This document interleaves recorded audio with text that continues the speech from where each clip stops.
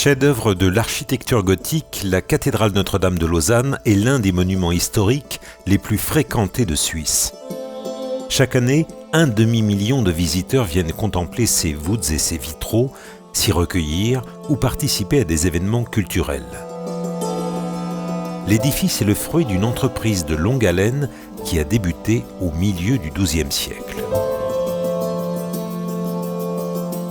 La cathédrale actuelle a été construite à partir de 1170 environ. Elle a remplacé une cathédrale de l'an 1000, une cathédrale romane qui était beaucoup petite. Donc il y avait des besoins d'agrandissement liés au développement de la ville et au développement du pèlerinage en fait. Les travaux ont été exécutés sous les directives d'un architecte, ce qu'on appelait le maître d'œuvre à l'époque. Parmi les corps de métier, il y a bien sûr les tailleurs de pierre, les maçons, il y a les charpentiers pour tout ce qui est échafaudage, mais aussi tout ce qui est charpente. En 1275, lors de sa consécration, la cathédrale présente un tout autre aspect qu'aujourd'hui. Une route carrossable couverte la traverse en son extrémité ouest. Elle sépare la nef des espaces au rez-de-chaussée des tours qui se trouvent donc en dehors de la cathédrale. Le seul moyen de transiter du nord au sud et de relier ce qu'on appelait la rue Saint-Étienne et la rue Cité-de-Vaux actuelle, c'était de passer par la cathédrale. Toute cette partie-là était ouverte. C'est un passage couvert qu'on a pu reconstituer de manière assez sûre. Il faut imaginer que vers 1500, cet endroit où nous nous trouvons ici, c'était donc une route où il y avait de la circulation, où passaient des gens, où passaient des chariots. C'était une espèce de tunnel, en réalité, voûté, avec, de ce côté-ci, une entrée vers l'intérieur de l'église. Au tournant du XVIe siècle, l'évêque Aymon de Montfalcon fait transformer de manière radicale le massif occidental de la cathédrale. Aymon de Montfalcon, c'est l'évêque du diocèse de Lausanne depuis 1491 jusqu'en 1517, l'année de sa mort. C'était un prélat, ami des arts et des lettres. Je pense quand même assez imbu de sa personne. Il choisit une devise profane, c'est quoi Fata Synane, tiré de Virgile, si les destins le permettent. Et cette manière aussi d'apposer ses armes partout. Alors ici, on voit encore un reste de polychromie. Elles ont dû être enduites ou badigeonnées en blanc à l'époque. Les travaux sont colossaux. Le chantier intègre les espaces des zones inférieures des tours occidentales à l'intérieur de l'église. Aymon de Montfalcon a voulu faire ces grands travaux, j'imagine, pour plusieurs raisons. Ça lui permettait d'agrandir considérablement la cathédrale. Si on compte à partir d'ici jusqu'à l'entrée occidentale, il y a presque un tiers de nef, entre guillemets, ou d'espace sacré en plus. En fermant cette route, ça veut dire qu'il détruit l'ancien portail du XIIIe siècle qui existait à peu près à ce niveau-là, et qu'il doit en reconstruire un nouveau, plus vers l'ouest. En fermant à l'ouest, ça lui a permis de se réserver un espace pour sa chapelle personnelle, qu'il a fait aménager à ses frais, avec des stalles, avec un mobilier très luxueux, et dans lequel il se fera enterrer.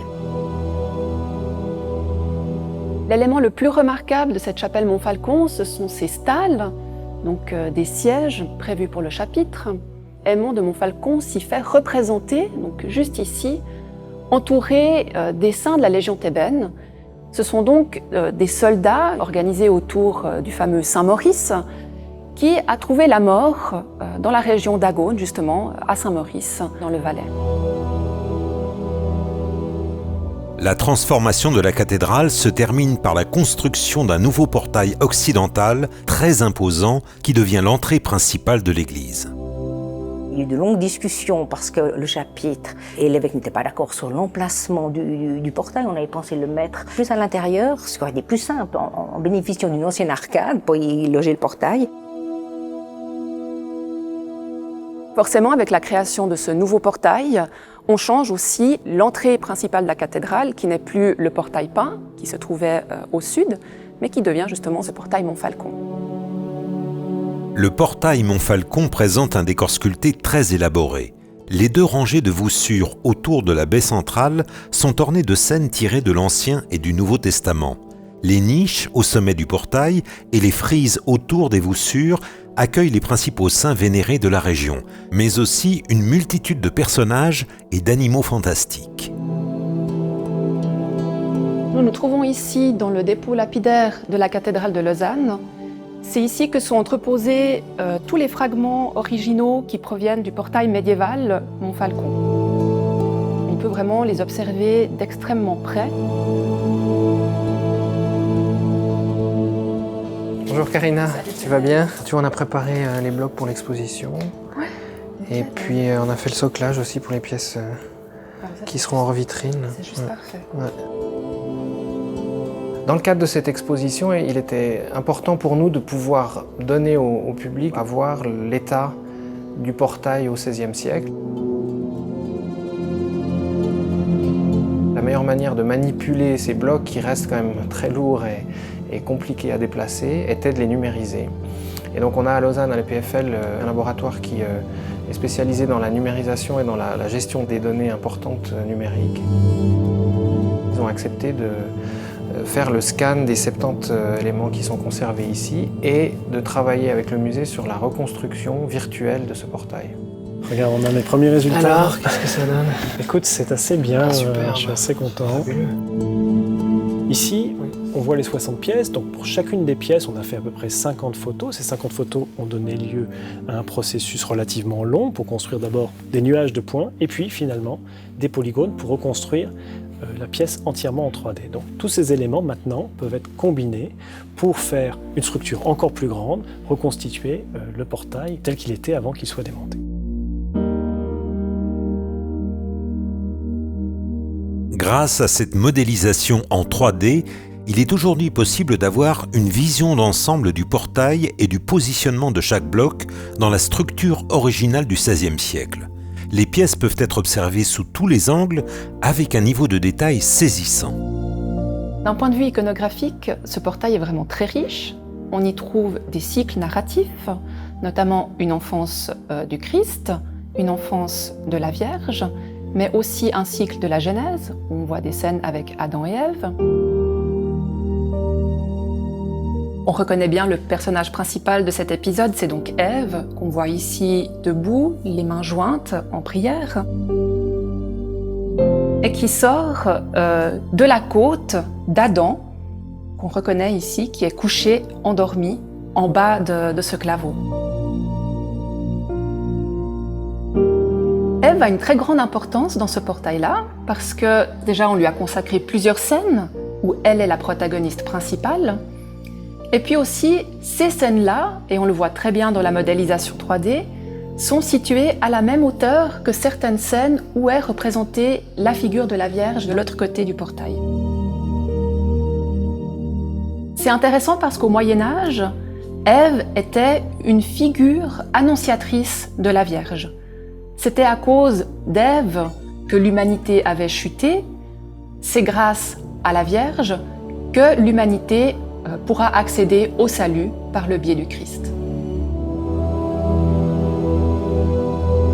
Ce qui est passionnant avec ce portail Montfalcon aussi, c'est qu'il nous permet vraiment d'entrer dans le cœur d'une époque. C'est vraiment comme une petite fenêtre à travers laquelle on peut observer et comprendre quels sont les souhaits du commanditaire, comprendre aussi quelles sont ses dévotions personnelles. Et ça, c'est vraiment un aspect exceptionnel. Le projet d'Aymon de Montfalcon demeure inachevé. L'avènement de la Réforme en 1536 provoque le départ de son successeur et neveu, l'évêque Sébastien de Montfalcon, et interrompt le chantier du portail. Le portail a traversé les siècles pas très bien. La molasse, c'est un matériau assez friable, sensible à l'humidité. Exposé plein ouest, c'est vrai qu'il a assez vite souffert. Dès 1879, l'idée de reconstruire le portail commence à faire son chemin au sein du comité de restauration de la cathédrale. C'est Viollet-le-Duc, quand il vient à Lausanne, il a été chargé d'établir un programme général de restauration de l'édifice et qui comprenait la reconstruction complète du portail. L'idée, c'était de refaire à l'identique. Le seul moyen, c'était de faire des moulages des originaux, à partir de là, faire des modelages et proposer des reconstitutions. En 1889, le comité de restauration confie au sculpteur Raphaël Lujon une opération ambitieuse, reconstruire le portail à neuf. Aujourd'hui, le portail Montfalcon a retrouvé toute sa splendeur après avoir été nettoyé entre 2015 et 2016. L'examen des blocs du XVIe siècle a révélé un travail de sculpture riche et raffiné. Quant à la numérisation des pièces, elle permet d'assurer une mission majeure du musée cantonal, inventorier et transmettre aux générations futures un patrimoine gothique d'importance nationale.